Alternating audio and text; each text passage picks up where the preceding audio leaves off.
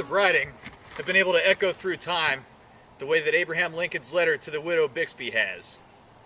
Since 1776, almost every American generation can claim a number of surviving relatives that has lost loved ones on the battlefield. Now, while time can help heal physical wounds, time can't replace the loss of a mother's child. Now, bearing this in mind, it is not difficult to see why Abraham Lincoln might have taken a few moments to sit down and personally write a letter to a woman who has lost all of her sons in battle. On November 24th, 1864, a carefully written letter of condolence was delivered to Lydia Bixby, a resident of Boston's South End.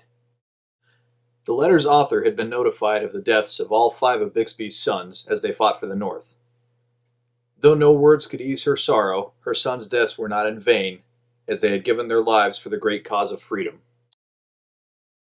The paper was signed at the bottom, A. Lincoln. The president himself was no stranger to the loss of a child, as by 1864 he had already buried 2 of his own sons. He also watched as the First Lady, Mary Lincoln, slipped deeper into depression after the deaths of her boys. In addition to dealing with his personal tragedy, by late 1864, the weight of the ongoing conflict in the United States had settled heavily on Lincoln's shoulders.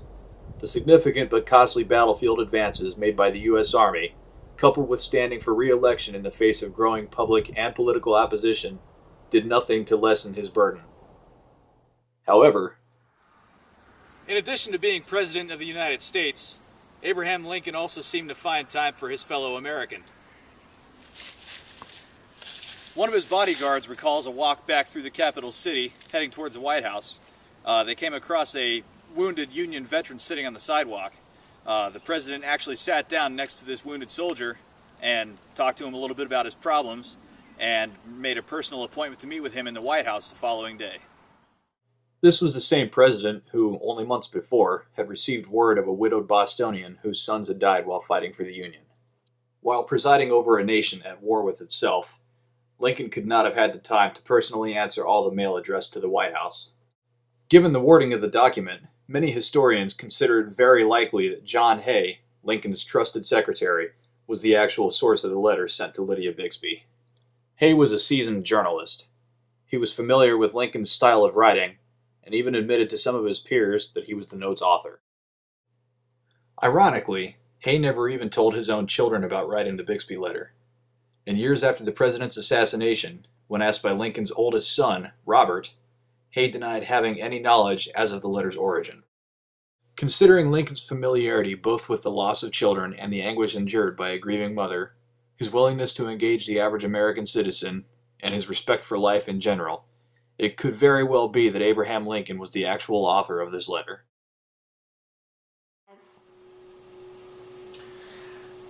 The only way to know for sure who wrote the letter to Lydia Bixby would be to examine the original. Unfortunately, soon after it was delivered, Lydia destroyed it. History has come to know her as a cheat and a copperhead. Her reputation was further tarnished when America found out that of her 5 sons, only 2 actually died during the war. Of the remaining 3, 2 were taken prisoner, one of whom eventually fought for the Confederacy, and the 5th son received a discharge at the end of hostilities. In light of these eye-opening events, public opinion eventually turned against Lydia Bixby. Regardless of her beliefs or loyalties, Mrs. Bixby remained a mother whose boys were in a combat zone far from home.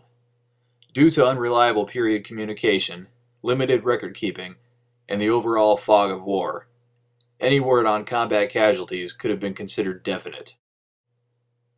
It is unknown when Bixby became informed of the reality of her son's fates, but Lydia cannot be blamed for destroying a piece of paper, even a letter from the president, reminding her of the recent, if incorrect, news of the untimely deaths of her children.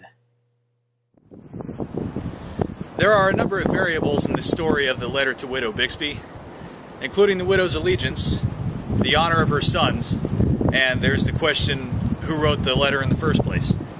Ironically, 80 years after the letter was written, the words seemed eerily addressed to Tom and Aletta Sullivan as they learned about the deaths of their 5 sons during the sinking of the USS Juno.